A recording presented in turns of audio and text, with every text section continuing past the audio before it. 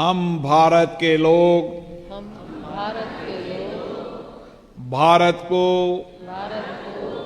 एक संपूर्ण प्रभुत्व,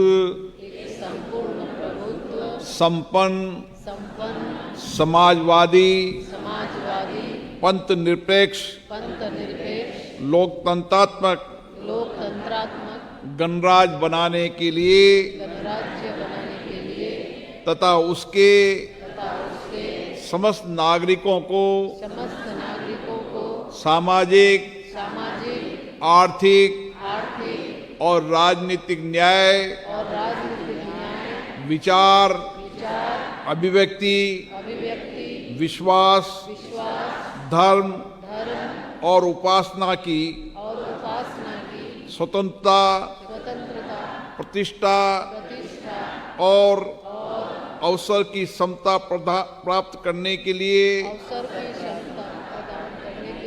तथा उन सब में व्यक्ति की गरिमा और राष्ट्र की एकता और अखंडता सुनिश्चित करने वाली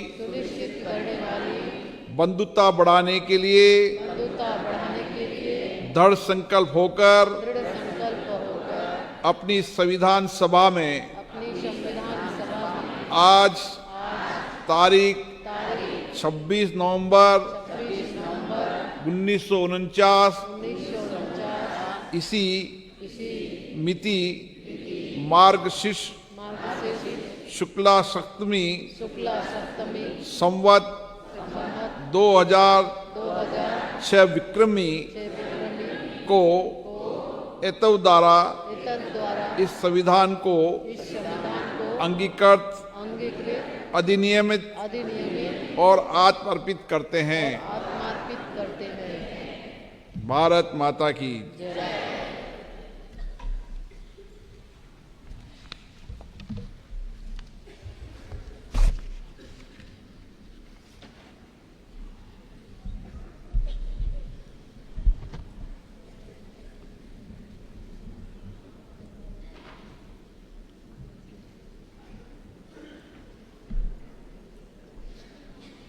संविधान सदन में आज 20 राज्यों और केंद्र शासित प्रदेश की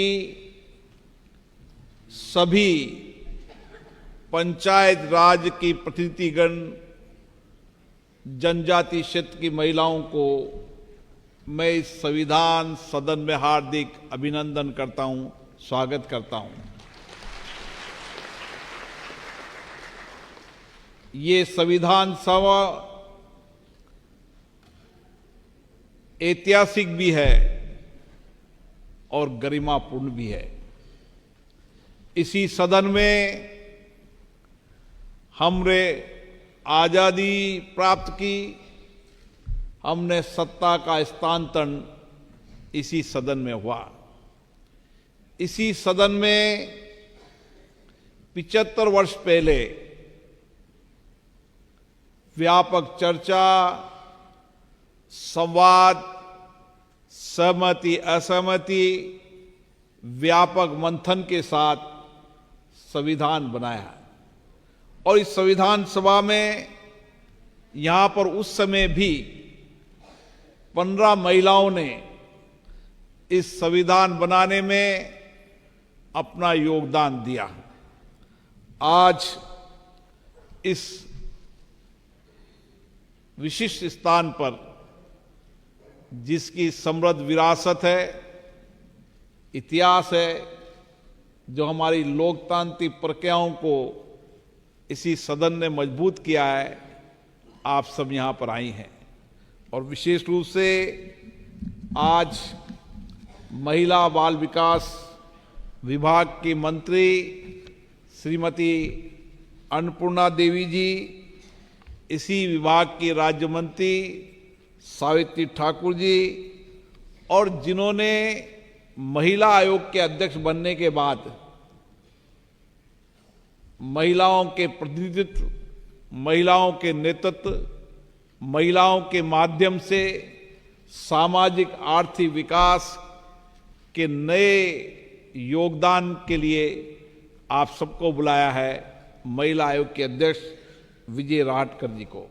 उनको विशेष रूप से मैं बधाई देता हूं जिन्होंने इस कार्यक्रम को आयोजित किया और विशेष रूप से देश के अलग अलग राज्यों से, जनजाति क्षेत्र से, जो हमारी सबसे महत्वपूर्ण संस्था है पंचायत राज, जिसके पंचायत राज के माध्यम से हम गांव के विकास और गांव के विकास के साथ हम आत्मनिर्भर भारत बनाने की दिशा में काम कर रहे हैं। हमारे लोकसभा के महासचिव उत्पल कुमार सिंह जी, सभी माननीय सांसदगण, विशिष्ट अतिथिगण, मैं आप सबका भी बहुत हार्दिक अभिनंदन करता हूं। भारत की विरासत, उसकी संस्कृति, उसके संघर्ष में महिलाओं का बहुत बड़ा योगदान रहा है। चाहे आजादी की लड़ाई हो, और उस आजादी की लड़ाई की पहली शुरुआत भी 1857 में हमारी रानी झांसी जी ने की, और उसके बाद इस आजादी के आंदोलन के अंदर संघर्ष करने वाले स्वतंत्रता सेनानियों के पीछे भी महिलाओं का बहुत बड़ा योगदान रहा है। हमारे सामाजिक क्षेत्र हो, चाहे राजनीति क्षेत्र हो, चाहे विज्ञान का क्षेत्र हो, चाहे टेक्नोलॉजी का क्षेत्र हो, चाहे अंतरिक्ष का क्षेत्र हो, हर क्षेत्र के अंदर इस देश की महिलाओं ने इस देश के विकास में बहुत बड़ा योगदान दिया है। और आज मुझे खुशी है कि जनजाति क्षेत्र से हमारी लोकतंत्र की सबसे महत्वपूर्ण संस्था पंचायत राज के अंदर आपके नेतृत्व से उन जनजाति क्षेत्र के अंदर सामाजिक आर्थिक विकास, महिलाओं को स्वावलंबन बनाना, ग्रामीण कुटीर उद्योग को बढ़ाना, उस सब में भी आपका बहुत बड़ा योगदान है। और इसीलिए पंचायत से लेकर संसद तक हमारी लोकतांत्रिक व्यवस्था एक विशिष्ट है। दुनिया के अंदर भारत ही एक ऐसा लोकतंत्र देश है जहां पर पंचायत में भी लोकतंत्र है और देश में सबसे बड़ी संस्था के रूप में संसद में भी लोकतंत्र। इसीलिए हम कहते हैं कि लोकतंत्र हमारी विरासत है, लोकतंत्र हमारी प्राचीन सभ्यता है, लोकतंत्र हमारे विचारों में, लोकतंत्र हमारे कार्यप्रणाली में का है। इसीलिए भारत को लोकतंत्र की जननी कहा जाता है। और उस लोकतंत्र की जननी के अंदर भी जब लोकतंत्र की विरासत, यहाँ के इतिहास को देखते हैं तो उस समय भी उस लोकतंत्र में महिलाओं का बड़ा योगदान होता था और उस लोकतांत्रिक परंपराओं को श्रेष्ठता आगे बढ़ाने में भी उस समय भी महिलाओं का बहुत बड़ा योगदान रहा है। और आप तो विशेष रूप से जनजाति क्षेत्र से आ रहे हैं और जनजाति क्षेत्र के अंदर 150 वर्ष पूर्व इस देश के अंदर ऐसा व्यक्तित्व रहा जिसने जनजाति क्षेत्र के लिए संघर्ष किया, आजादी के लिए संघर्ष किया। और उस समय भगवान बिरसा मुंडा ने जंगल और जमीन के लिए संघर्ष किया, जनजाति क्षेत्र के आत्मसम्मान के लिए संघर्ष किया। और इसीलिए बिरसा मुंडा का जीवन हम सबको प्रेरणा देता है। और इस संविधान सदन में जितने आप महापुरुष देख रहे हैं, उन महापुरुषों का आजादी के समय भी योगदान रहा और आजादी के बाद देश के निर्माण में भी बहुत बड़ा योगदान रहा। और इसीलिए आजादी और आजादी के बाद विशेष रूप से महिलाओं का भी बहुत बड़ा योगदान रहा। इसलिए आप पर बहुत बड़ी जिम्मेदारी है। हम जब आज़ादी के 75 वर्ष के इस अमृत महोत्सव में चल रहे हैं तो विशेष रूप से इस देश के अंदर, इस देश के लोकतंत्र को बढ़ाने में, इस देश के सामाजिक आर्थिक जीवन परिवर्तन करने में आपका बहुत बड़ा योगदान है। और इसीलिए भारत के अंदर सभी लोकतांत्रिक संस्थाएं, विशेष रूप से पंचायत राज, नगरीय क्षेत्रों के अंदर 33% आरक्षण के माध्यम से महिलाओं का नया नेतृत्व विकास हुआ है। कई राज्यों के अंदर तो 50% से ज़्यादा महिलाओं का आरक्षण है, लेकिन जितना आरक्षण है उससे ज़्यादा महिलाएं पंचायत राज और नगरीय क्षेत्र में नेतृत्व कर रहे हैं। ये हमारे लोकतंत्र की ताकत है, ये महिलाओं की नेतृत्व की ताकत है। जहां पुरुष लड़ सकते हैं वहां भी महिला जनप्रतिनिधि ने लड़कर एक अच्छी शासन व्यवस्था कायम की है। और मुझे खुशी है, मैं देखता हूं जिस गांव के अंदर भी महिला पंचायत की प्रतिनिधि होती है, नगर पालिका की प्रतिनिधि होती है, वो गांव की समस्याओं को समझती है, वो गांव की चुनौतियों को समझती है, वो शहर की समस्याओं को समझती है, गांव और उनकी चुनौतियों को समझती है। इसलिए जो आपके जीवन में जो चुनौतियां हैं, जो कठिनाइयां हैं, उन कठिनाइयों को आप समझती हैं तो शासन करते समय उन कठिनाइयों चुनौतियों को कैसे सरल किया जा सकता है, ये आपका विचार रहता है और ये आपका लक्ष्य रहता है।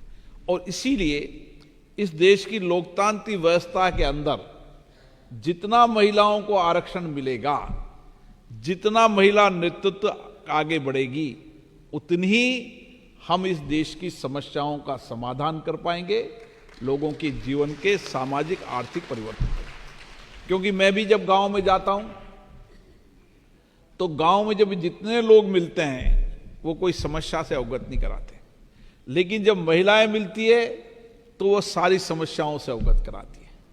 और इसलिए क्योंकि उन समस्याओं और उन चुनौतियों से महिलाओं को लड़ना पड़ता है, उन आपदा संकट से उन महिलाओं को लड़ना पड़ता है। इसीलिए भारत के प्रधानमंत्री जी ने महिला नेतृत्व और महिला विकास और महिला के साथ सामाजिक आर्थिक विकास के दृष्टिकोण की नई दिशा दी है।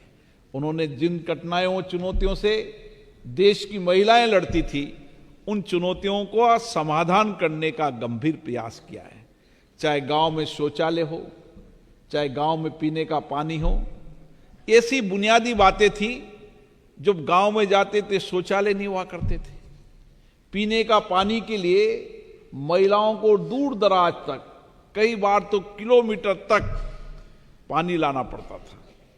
ये देश के पहले प्रधानमंत्री हैं जिनने महिलाओं की समस्याओं को समझा, उनकी चुनौतियों को समझा, उनकी आपदाओं को समझा। और आप तो विशेष रूप से जनजाति क्षेत्र से आती हैं और इसलिए जनजाति क्षेत्र के अंदर बरसों से आपदा संकट संघर्षों से आप जूझ रही हैं।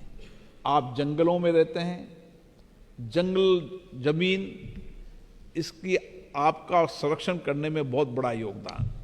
इस देश के अंदर जनजाति क्षेत्र में रहने वाले लोगों के कारण ही हमारे जंगल बचे हैं और हमारा स्वच्छ जल बचा है।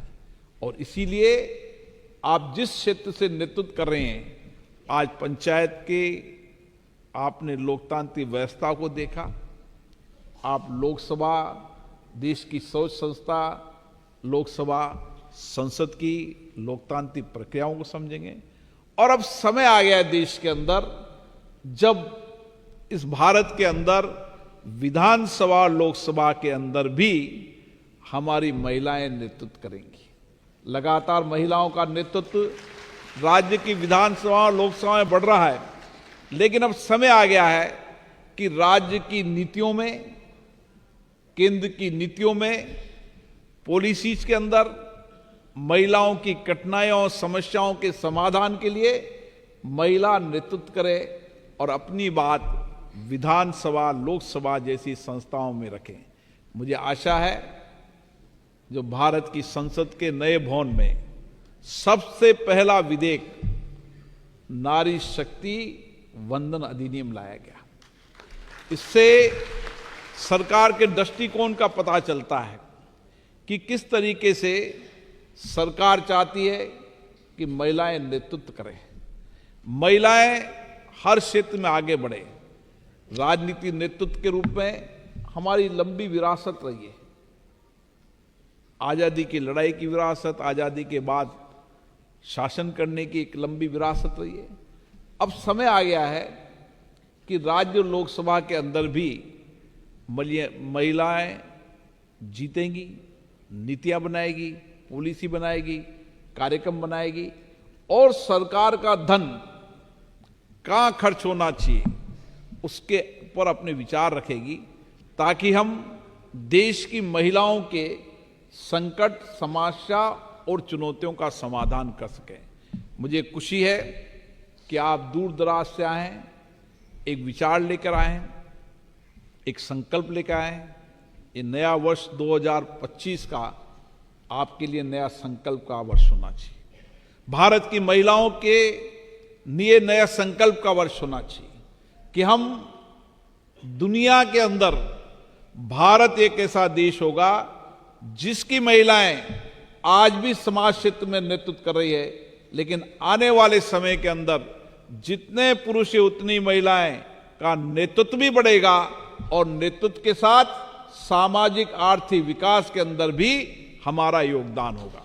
और आज मुझे खुशी है कि चाहे किसी भी परीक्षाओं में ले लें, चाहे किसी भी कंपटीशन में ले लें, अभी 33-40% महिला आ रही हैं, लेकिन जिस तरीके का समय गुजर रहा है, आने वाले समय में शिक्षा के अंदर, विज्ञान के अंदर, टेक्नोलॉजी के अंदर हमारी युवा महिलाएं नेतृत्व करेगी और आने वाले समय में दुनिया को एक बेहतर मानव संसाधन देने में आपका बहुत बड़ा योगदान होगा।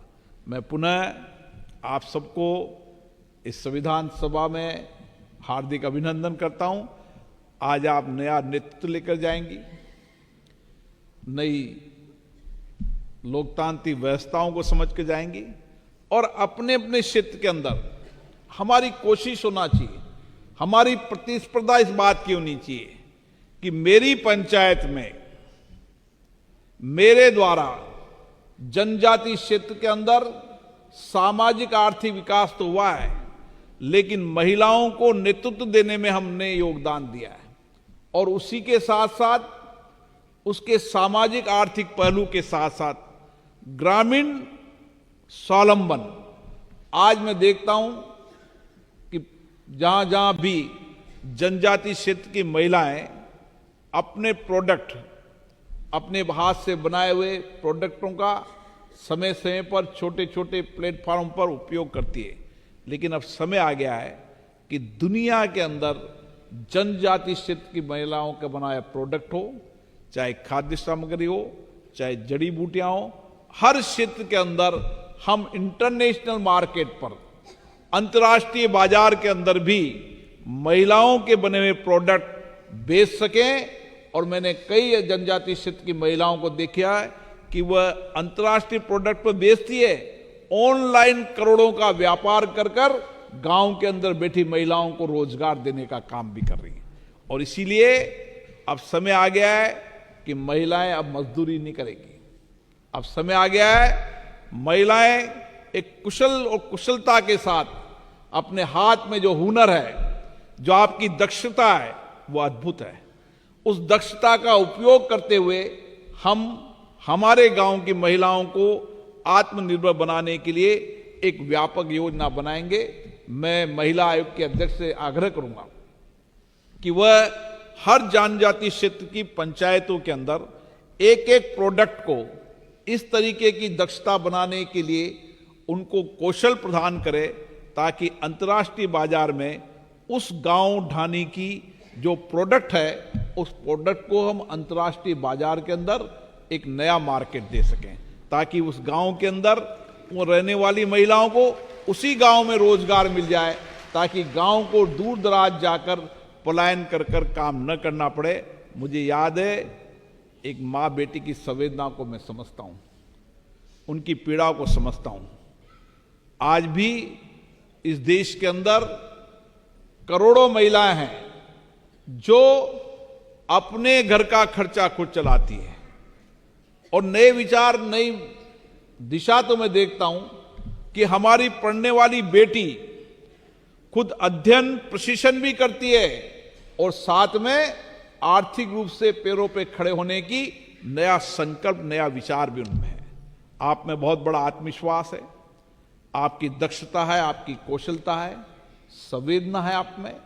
हम सब महिलाओं को भारत के नेतृत्व की नई दिशा देनी है, और आज जब हम संविधान सदन में आए तो इन महापुरुषों से, और जो स्वतंत्रता आंदोलन और स्वतंत्रता के आंदोलन के बाद जिन्होंने देश में योगदान दिया, उनसे नई प्रेरणा लेकर जाएंगे और देश के अंदर महिलाओं को आत्मनिर्भर बनाएंगे, आत्मस्वावलंबन बनाएंगे, और सामाजिक नेतृत्व देकर और आर्थिक नेतृत्व देकर इस देश को आगे बढ़ाने में योगदान देंगे। आप सभी को पुनः यहाँ पधारने के लिए हार्दिक अभिनंदन, स्वागत।